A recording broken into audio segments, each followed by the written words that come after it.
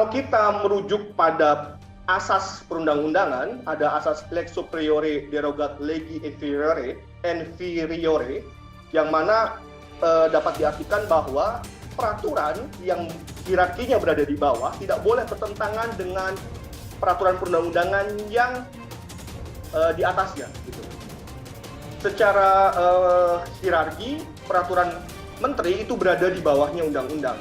Dengan kata lain, peraturan menteri tidak harus tunduk kepada undang-undang di atasnya.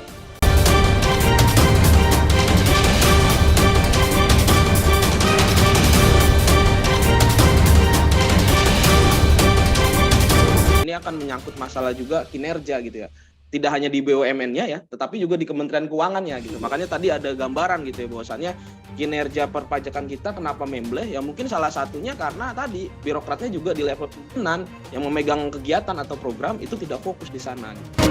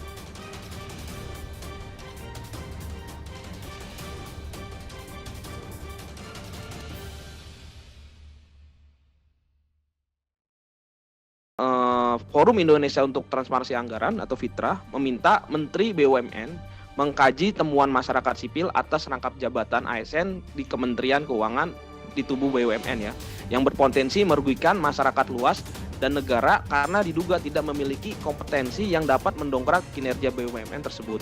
Sebab demikian, mengingat daya saing BUMN dan menjalani suatu persaingan usaha yang semakin berat serta semakin ketat, khususnya di dalam era global seperti sekarang, dan pengolahan BUMN khususnya dalam pengelolaan sumber daya harus memiliki keandalan, profesionalisme, integritas, dan dedikasi dan sumber daya manusia yang kompeten. Terus yang kedua, Menteri BUMN mencabut regulasi yang menciptakan ketidakpastian dalam pelanggaran rangkap jabatan. Ini tidak hanya di BUMN sih, saya rasa juga di kementerian lain juga, agar tadi dan juga mendorong keterbukaan dalam proses rekrutmen pengangkatan komisaris BUMN dan meningkatkan pengawasan serta kinerja BUMN sesuai dengan surat edaran yang pernah Pak Erick Thohir terbitkan di 2021 ya. Artinya agar kemudian tadi bisa tertib terhadap peraturan gitu ya. Terus yang ketiga, Menteri Keuangan nih khususnya harus menetapkan status ASN yang memiliki rangkap jabatan karena ASN tersebut mendapatkan gaji ganda. Artinya si Menteri Keuangan terus memutuskan si orang yang bersangkutan apakah di KL ataukah di iya seperti itu. Karena memang tadi ada potensi tadi konflik kepentingan dan juga kinerja ya. Terus yang keempat, Menteri Keuangan juga bisa memberikan sanksi. Tadi ada pertanyaan juga terkait sanksi ringan hingga berat kepada ASN yang merangkap jabatan di BUMN tanpa pengetahuan pimpinan lembaga. Ini hanya dugaan ya. Dugaan artinya perlu dikonfirmasi nih oleh kementerian terkait atau yang bersangkutan sesuai dengan Undang-Undang Nomor 30 2004 tentang Administrasi Pemerintah. Dan yang kelima yang terakhir, ini kami rekomendasikan buat Ombudsman, yaitu untuk menindak tegas temuan rangkap jabatan di BUMN dan ASN di Kementerian Keuangan dengan memberi teguran keras dan juga meminta Menteri BUMN dan Menteri Keuangan, Ombudsman meminta kepada Menteri BUMN dan Menteri Keuangan untuk membuat peraturan internal mengenai kode etik sebagai dasar hukum bagi organisasi untuk melakukan pencegahan dan penanganan mengenai etika atau perilaku yang berpotensi menimbulkan konflik kepentingan. Terlepas ternyata peraturannya ada, berarti kan tinggal bagaimana pelaksanaannya gitu kan. Dan proses tadi ya pengawasannya dan sebagainya. Mungkin 5 rekomendasi tersebut dirasa cukup ya, yang mungkin ya setidaknya bisa menjawab setengah permasalahan ya dari kasus rangkap jabatan yang nanti berpotensi pada tadi kinerja dan sebagainya.